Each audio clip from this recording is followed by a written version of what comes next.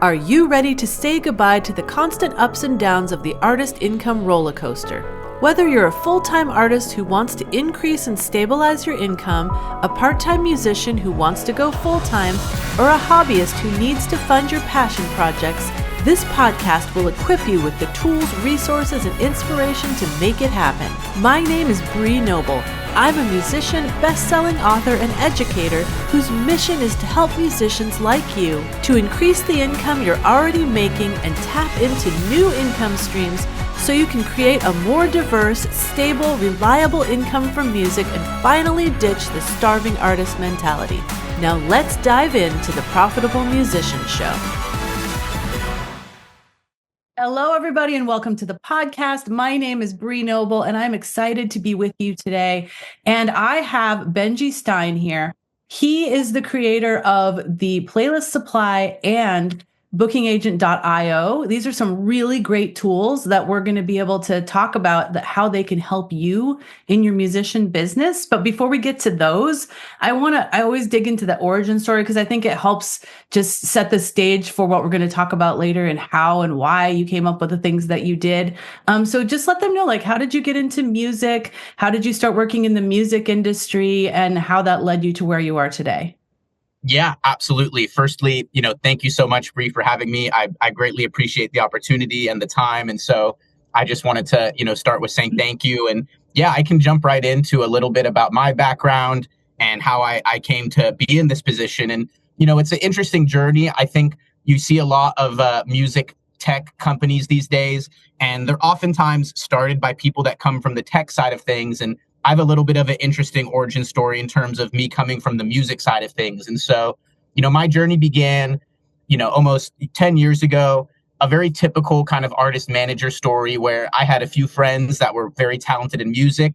They were less so talented in terms of marketing, social media, emailing. And I just believed in them. And so it started as something where I kind of had a few friends that I took under my wing and decided I'm going to see what I can do in terms of opening doors for them. And I took on that role of manager, and that kind of slowly expanded. I did a brief stint at Rock Nation. I did a few internships at one point, and I found myself at Red Light, and I found myself at a few different record labels. And, my experience at these labels and at these bigger music companies kind of informed that this was what I wanted to do. And at a certain point, I made the decision to kind of become an indie manager. I had signed a few acts on my own. I was working with some cool hip hop clients. I signed a really cool indie rock band. And some of these clients, things started to go well for them. And I kind of took on this role where I was my own management company, and I would manage these artists in various capacities. And I'd spend time looking for new talent to sign. And, I started out as a music manager, basically. And, that was something that it's very cool kind of being on the indie side of things, because you get to go into these label meetings and you get to negotiate these deals, and you kind of start from the perspective of empowering the artist and finding ways to get them more access and get them more, budget, and finding ways to, go to these larger players and see how you can get your clients the best side of the deal. And so, the story for Playlist Supply and later Booking Agent.io, I had a lot of experiences with some of my larger clients where we would go to labels, and the labels would hire, third-party marketing companies, or their label services teams would do marketing, and they would lay out these comprehensive plans, these comprehensive marketing campaigns. And playlisting was something that was always very important. It was something that was always very crucial, but there was no real data behind it. I would always follow up and I would investigate. Okay, I would ask, who is the person running playlisting? Can you tell me a bit more about it? Can we get some analytics and stuff on the back end? And I was always kind of left with a bit of a empty answer. And that was something that, I didn't like, especially for my clients. I would see sometimes these budgets disappear into the abyss kind of. And playlisting was like a real gray area. And so something I did for a couple of my clients, particularly during COVID, bookings were canceled, touring was canceled. And so we were looking at ways to go harder on digital marketing when, booking, touring, merchandising, kind of the main ways that artists make money, those kind of got canceled. And so we were like, okay, how can we get strategic? How can we get smart? Let's just go all in on digital. And so I would tell these labels, instead of spending, X amount of dollars to this person who's going to run playlisting, just give it to me and my team's going to figure out a way to do it ourselves. And I'm going to have analytics and I'm going to make these relationships myself. And what we did internally is my management company, we had a few interns, a few assistants, and they would go through Spotify. They would search for playlists relevant to our clients, and they would look in the description for an Instagram handle or a contact information. And then we would reach out directly. We would offer them, some of that backlog merchandise that wasn't being sold at shows. And we would find ways to build an organic relationship with some of these curators. And, this is about, 4 years ago now. And so back then, the kind of playlisting marketing was way less saturated, and we got killer results. I was building a spreadsheet of playlist curators that some of them I knew them by first name, and we could depend on them to put a release or a new album in the playlist and get marketing going off the first day of the release. And, I was getting what I felt were stronger results than the labels who would just kind of pass the budget along to some, middleman or some person, and we wouldn't hear anything back. And that kind of DIY mentality, I scaled it. I was like, okay, this is working for me. Let me see if some of my manager friends want to try the same strategy. Let me see if I could automate this. And I brought on a coder who could help me build a system. And it started as an app that was just on my computer, on my co-founder's computer. My co-founder, Giannis, he had a booking agency and they were doing a lot of similar stuff. He had a booking agency in Europe focused on electronic music. And in that particular niche, playlisting is extremely important. And so together, we started with this app on our computers that would kind of, gather the data about the playlists, allow us to be a little bit more uniform in terms of outreach. And the overwhelming feedback we got from people in our networks was, you got to make this available to everybody. This is something that any artist, any band, any indie manager could use. Put it on a website, find a way to make it accessible. And, that's the rest is kind of history. The platform snowballed since then. A lot of our early clients were people at these labels who, were on label services, some of the people at these distros and pub companies that I was working with. And I told them, I was like, listen, you guys could do playlisting internally, just use our app. And they started to use the app. And so we got this really cool trickle down effect where some of our first users were kind of music industry people, professionals, opinion leaders. And that allowed us to get a ton of feedback, really refine the product and, grow it to what it's become today, where it has, since then we've unleashed a ton of new features, bot detection features that let you track the follower chart of the playlist to see if it gets any weird spikes, features that let you target specifically playlists that show up on artist Spotify profiles, so you can be sure they're getting good traffic. And Booking Agent IO, the product we released just 4 months ago, was a similar philosophy. There's a massive market of people and artists who aren't necessarily ready for a big agency or a big agent. And that's like a gray area that artist managers often fill in. And so we kind of were like, okay, what if we take the same DIY philosophy and we apply it to the next phase, booking shows, touring. And yeah, that's kind of my spiel on how I got here. Wow. I mean, yeah, it's really cool. It's always like the necessity is the mother of invention thing. And that's when great things get created, because you're trying to figure out how to solve your own problem. And so I love that, that's the origin story of that. I am curious. There's a lot of features I want to talk about, first of all. And if any of you guys want to look at this, we do have our own link that you can check it out. It's profitablemusician.com/playlist supply. I believe there's a discount there if you want to jump in and try it. But you can kind of check out the features as we're talking through them if you want on that site. But I did want to ask, first of all, there's different kinds of playlists. Like there's the Spotify playlist, there's the algorithmic playlists, and then there's these curated playlists. How big are curated playlists nowadays? Are they still a big deal? I know they were in the beginning, but then now they've got all these algorithmic playlists.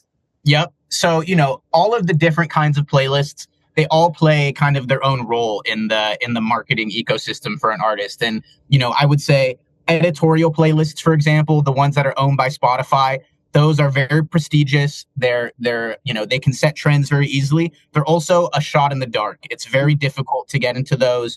a lot of the people that get regular placements on those are people signed with major record labels who have direct connections. And, there's you can get into them, but there's no kind of guarantees, and it's very difficult. I've seen artists, do submissions for new releases every couple months and not get an editorial placement for years. And so those are kind of the top of the top, and they're also the most inaccessible to most indie artists and managers.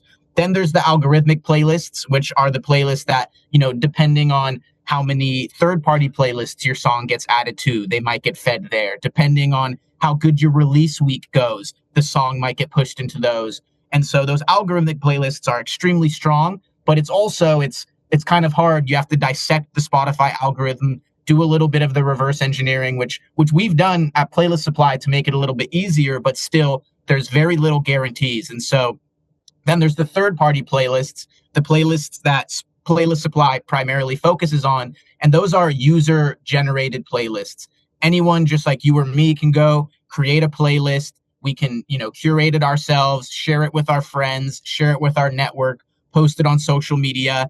And those are the playlists that, if you make contact with that curator, all they have to do is click the add button and they can put your song in that. And so those are a lot more accessible. And, in terms of the value that those can add to the other playlists, if you use a tool like Playlist Supply to kind of, capitalize on the third party and user generated playlists, those are things that can influence the algorithm. Say you release a new song on a Monday, and on that same day or in that same week, you get added to a lot of user generated and third party playlists. That's like an indicator to the algorithm that song is popular. And so it's more likely to get pushed into some of those, new music playlists and organic algorithmic playlists. And that's something that the editorial playlisters look at too. Say you submit to an editorial playlist and you get a bunch of third-party playlists through Playlist Supply, it's kind of showing that the track has some organic traction amongst individuals, amongst, users' playlists. And that's a sign that people like it. And it's,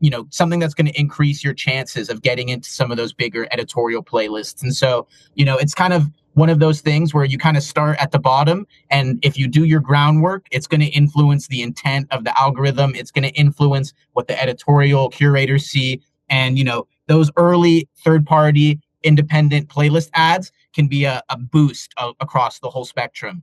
Oh yeah, I can see how it would be a snowball effect for sure, and it building each building on each other. Can you submit to curated playlists before your song has been released, like in pre-release mode? Yes, 100%. And that was something that I do as a manager that's extremely effective. Is if you build relationships with some of these smaller independent curators, you can ask them and count on them to add a song on the day of release as it comes out. You can reach out to them before the release with, for example, a private SoundCloud link, or there's a platform I've used recently called Bridge Audio, which allows you to kind of build a small package, and you can share kind of a private link or a private URL of the song before it's been released. And those curators can kind of be brought into the artist world, learn a little bit about the song, see if it's a vibe for them. And the song isn't even up on Spotify yet. And so that as soon as it does come up on Spotify, you can kind of count on that pre-release strategy working for your marketing. And so 100% you can. And that's something that I often recommend to people. Sometimes people are very focused on, remarketing an old song or marketing a song a few months after it came out. But one of the strongest things you can do is try and get a pre-release strategy going so that those first few weeks are just really hitting the ground running. Yeah, no, that makes total sense. These curators, are they out doing a lot of promotion of their playlist? Like, there's a lot of people out there just have their own playlist. I like to listen to this when I'm working out or whatever.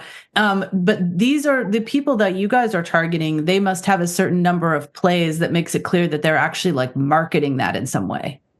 100%. So, Playlist Supply is a real-time search engine. One of the things that we pride ourselves in that differentiates us from some of those, middlemen and submission platforms is that we index all of the playlists on Spotify, regardless of how big or small they are. And so there's a lot of value in that because, some of these playlists, they might have a lot of following. They might have been doing this for a few years. That playlist might be something that's already kind of like a business to them. They might be, accepting fees in order to get those placements, and they might be running Facebook or Meta ads to the playlist to get more traction.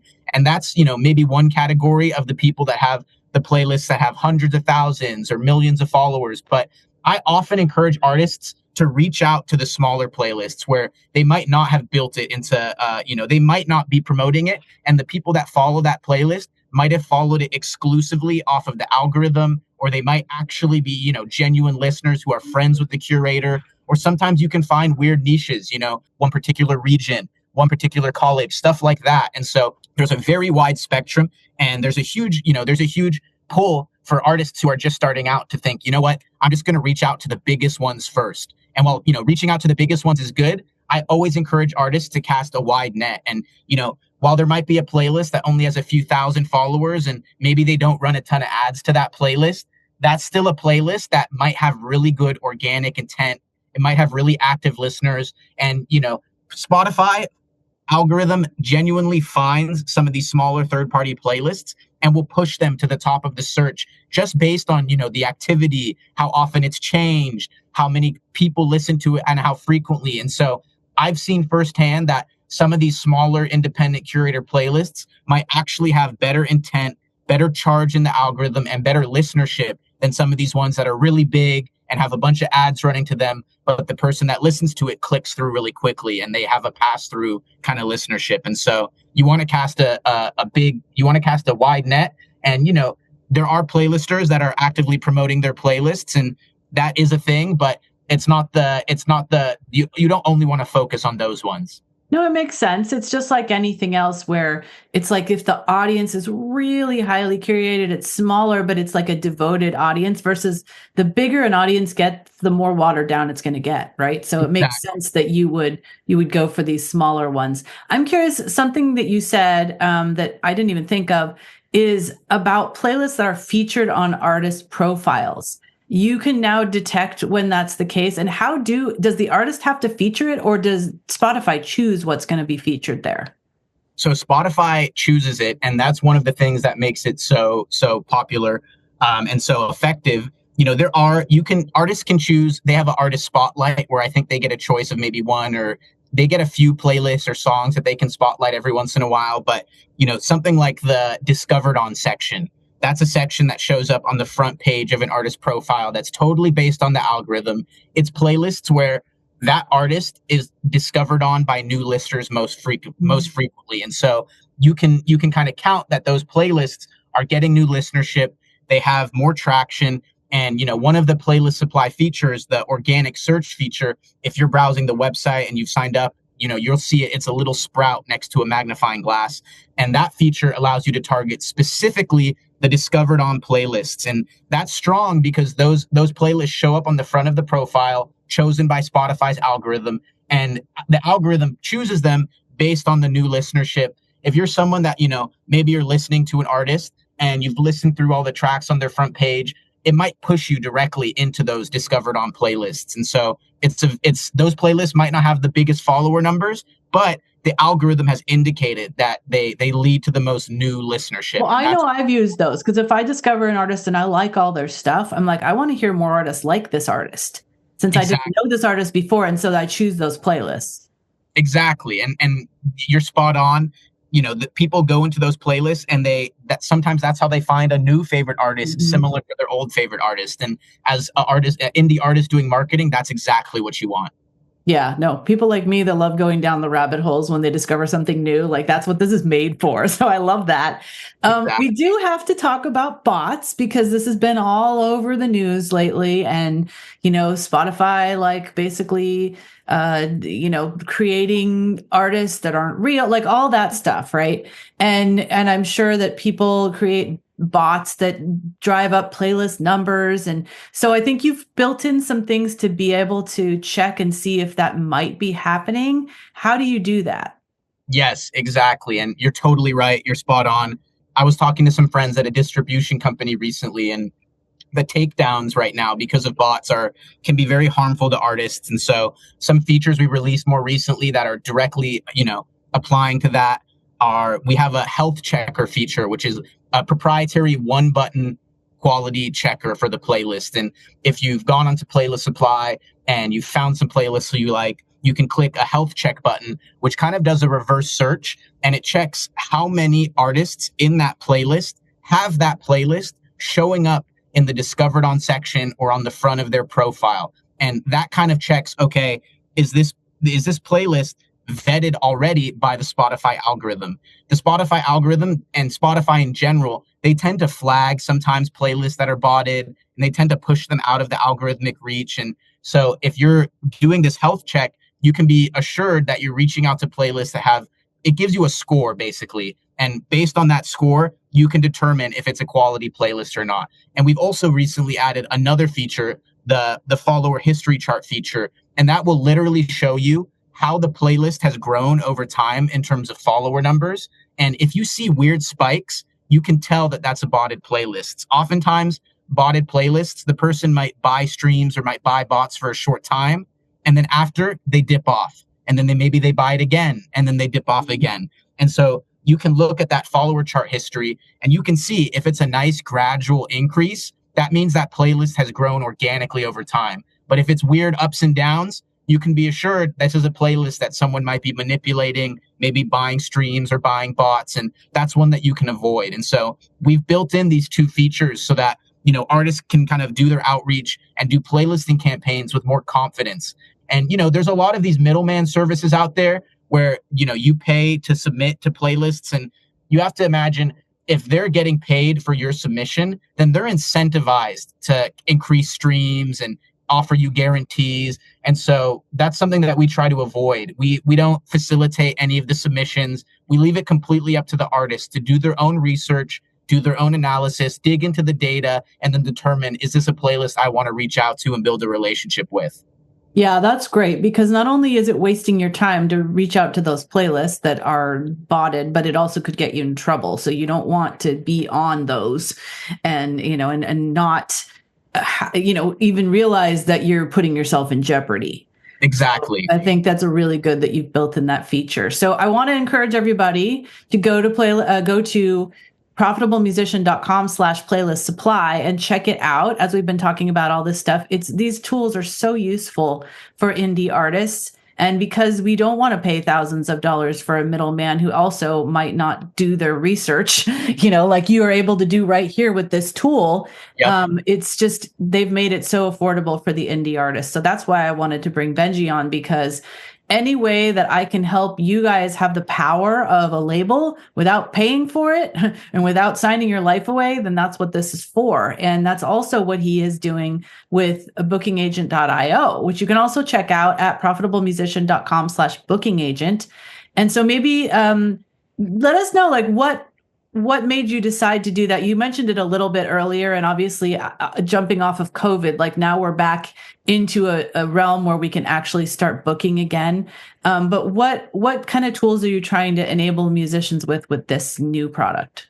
Yes. So, you know, like you said about the labels, after, you know, doing my time learning, working at labels, working at management companies, you know, I realized that the artists that need the most empowerment are the indie artists, the people who basically have everything they need to do it themselves, especially now with the internet. And so Playlist Supply was kind of our way to have artists do their digital marketing. And, you know, every artist is ready to kind of get into a playlist and get their streams going and get their first few fans. But not every artist is necessarily ready to book a show. But for the ones that are, it's very tough. That first show, that first independent tour, it's either you do it yourself or it doesn't happen. Booking agents these days, especially at the bigger agencies, and beyond just taking a commission of, you know, 15%, 20%, which can be disabling to a indie artist that has a small budget and is just starting out. They look at, they're very interested in hedging their bets. They're looking at social media numbers. They're looking at past ticket sales. They're looking at monthly listenership, Instagram, TikTok, and they want to see, okay, this person has real social media traction before they take a risk on you. And as a manager, you might still be building out the social profiles and the online presence of an artist, but their music's fantastic. Because of the merch they're selling or the data that you have in the analytics that they're ready to book a show, they're ready to do touring. And there's kind of this gray area where artists need to, kind of pass that bridge of not having any touring history to having touring history before they're ready for a bigger agent. And so Booking Agent IO basically took a methodology that me and my co-founder Giannis were doing ourselves. And we would basically we would manually find venues of similar artists to our clients. And we would reach out to those venues and we would say, listen, we saw you book this artist. We have another act that we're looking to place. And we would just do the outreach ourselves. We'd get in contact. This is exactly what I did. I'd spend all my time in the old days in the newspaper, like calendar section, and go on all the artist websites and look at all the places they previously played and stuff like that. Exactly. No, exactly. And it's that DIY mindset got supercharged with the release of AI and the release of kind of modern technology that we have. And so we built this tool, and it's basically, just like Playlist Supply was a search engine for all of the Spotify playlists and data. Now we have a venue, talent buyer search engine. Booking Agent IO basically allows you to type in any artist, and you're going to get all their past touring history, all their future touring history, all their current tour history, and it shows it to you on a nice map. So if you're someone that's looking to do planning based on region, or if you're looking for venues in your city, you type in that similar artist, the venues pop up on the map, and then you can click on each venue, and you're going to get that talent buyer for that specific venue. And we built it with, AI so that we can back check and cross check that talent buyer is someone who, currently works there, has that position linked, on their LinkedIn, has that position marked on a job profile from some of the various job websites. And something we encountered a lot of the time when using some of the existing databases like Indie on the Move or Polestar was that or even like old days, my thing was Indie Bible, right? But like that's already already out of date by the time they print it. Exactly. By the time exactly. And so we had that exact struggle. We would reach out to these people and they had already been promoted. They had already moved to a different venue, a different city, a different job. And so all of those talent buyers for those venues, that data was out of date. And so we were like, we're going to build a real-time search engine for venues and talent buyer contact info. And so that's what Booking Agent IO is. It's something that, any artist, any indie manager, even a small boutique booking agent can go onto the tool. They can load up similar artists based on the niche or the client or the genre, and they're going to get all of the venues, and then they can get all of the talent buyers for those venues, and then they can do their own outreach campaign without tediously hunting down each person. And we've got some other cool features in there, like it shows the capacity of the venue, all of the social media information of the venue, and it'll even pull up other people that work at the venue, like the production coordinators, the promoters and marketing managers for the last shows, the person who last performed there, and the last ticket price. So you can kind of get a real grassroots understanding of that venue, the talent buyer, who's performing there, is it a good fit, all from the same place. Yeah, I was wondering about like the side of like, obviously you can't tell us how much they're going to pay the artists and things, but like, there's some venues where it's like, oh, you get a split of the door, and some venues it's like they pay this much per artist, and some venues it's like, oh, we expect artists to play for free. Is there any way to distinguish those?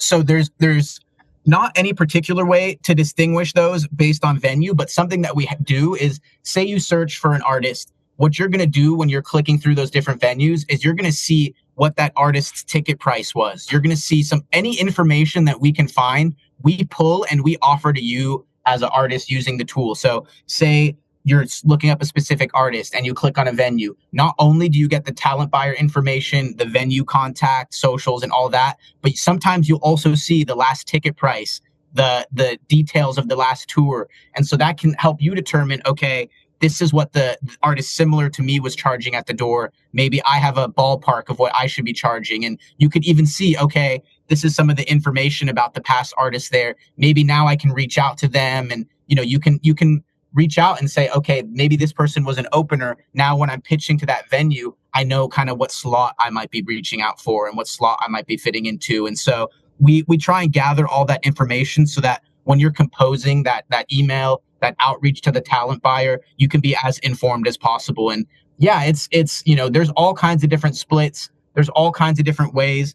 And what I recommend is that, especially for artists just starting out, obviously any kind of exposure that you're going to get doing a live show is going to be good exposure. And so work with the talent buyer, work with the bands who might currently be performing there, go on to Booking Agent IO, click on the venue, find the talent buyer, and then also check their Instagram and see who performed there last week. Maybe reach out to that band as well as the talent buyer as a way to, bridge another connection and maybe be an opener, stuff like that.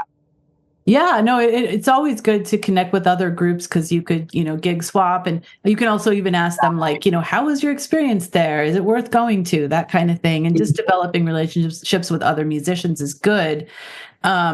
But I was curious, what about, I didn't perform at like traditional venues. I performed at very like off the beaten path, everything from coffee houses to churches to, nonprofit galas to farmers markets. Like, anything like that going to show up on there, or is this all very traditional venues?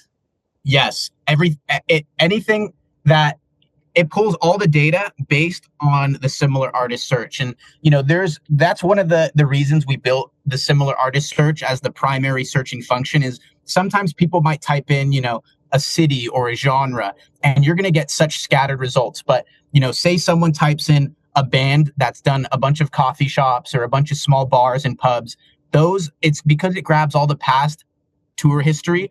All of those are also going to get populated. So if you're doing your research as an indie artist or as a manager or as a band, and you're finding, okay, here's 5 or 10 acts that are very similar to me, they have the same demographic, they have the same audience information, and then you search for those, you're going to get venues that fit you more than perfect. And you're going to be able to skip that step of, thinking, okay, all that's coming up is arenas. Well, if you do the background research and you find people that are kind of a perfect fit to you, your segment and your niche, then when you do that search, you're going to get anywhere that they performed at, which, yeah, it grabs everything: pubs, bars, small venues, festivals.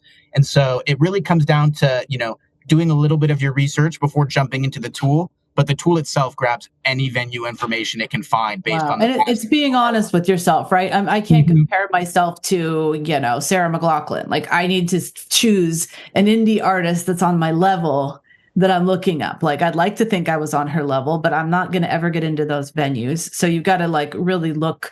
And I think that's where I see artists struggle. It's like they can't find someone. They think they can't find someone that's similar to them that's on their level, because they don't know those people yet. And so they probably need to do some more searches on social media to find the people first. Exactly. And yeah, you're totally right. You might have to shatter this idea that you're totally unique and that no one else has done it before. And there's a lot of artists who have that mentality. Oh, they do. Everyone thinks they're a snowflake and no one can understand them and no one can pigeonhole them, Exactly. And the one of the best things you can do to kind of build your brand and understand your marketing is to find those 5-10 people that did exactly what you want to do and research their trajectory. And Booking Agent IO lets you kind of really see, okay, this is where their tour was in 2023, and then this is where their tour was in 2024.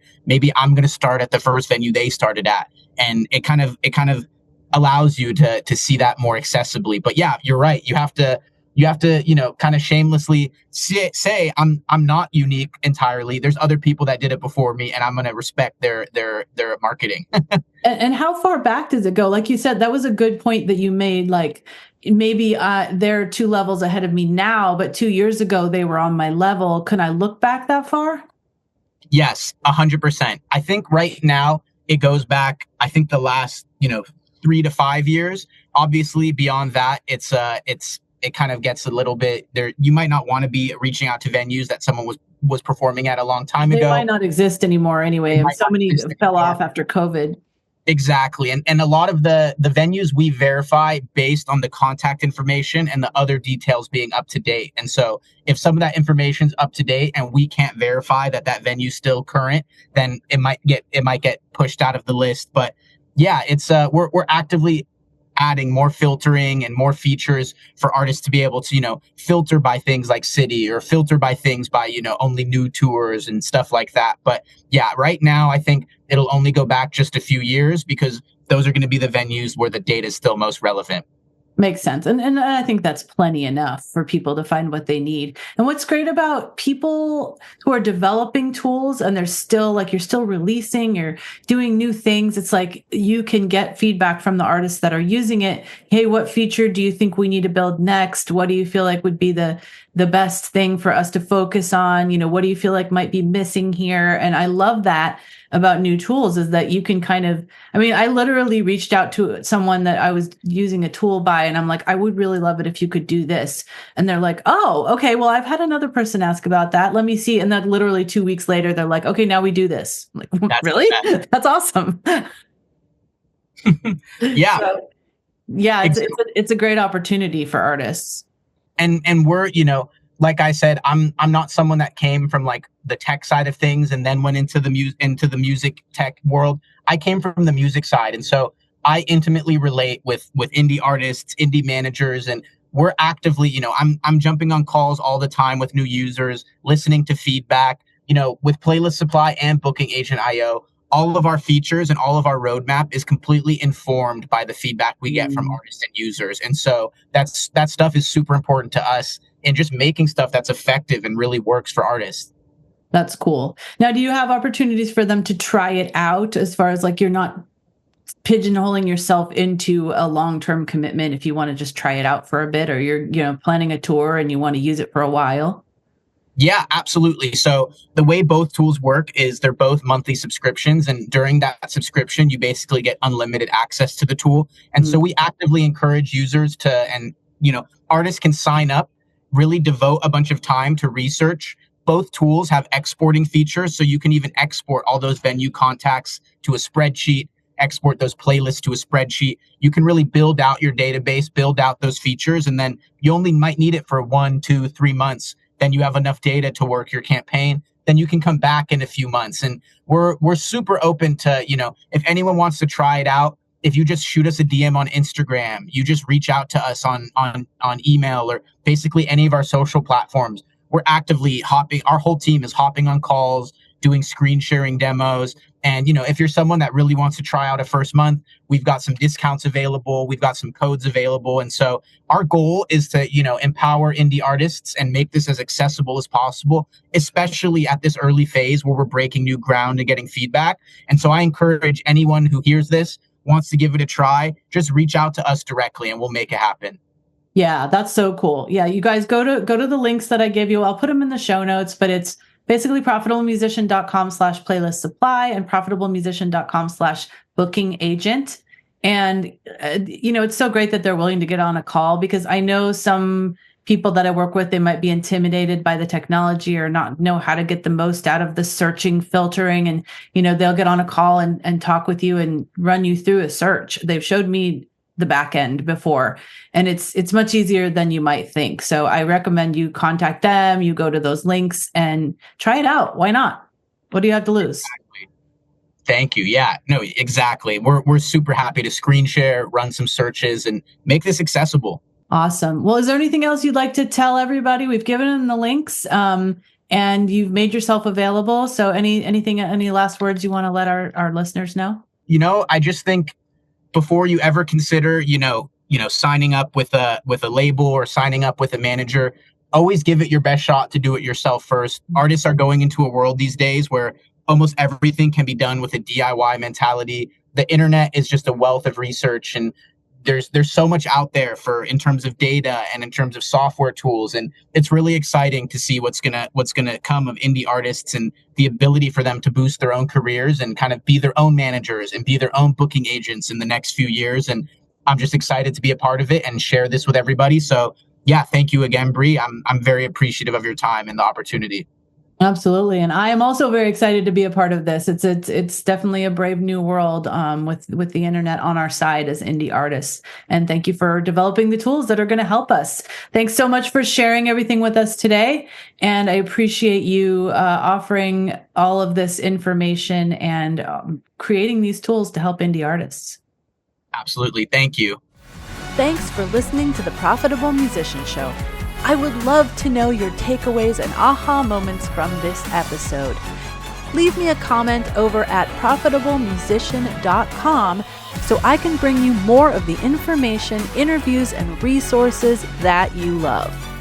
Thanks to Rondi Faye, one of my Academy members, for providing the music for our podcast. You can check her out at rondifay.com. That's RANDIFAY.com.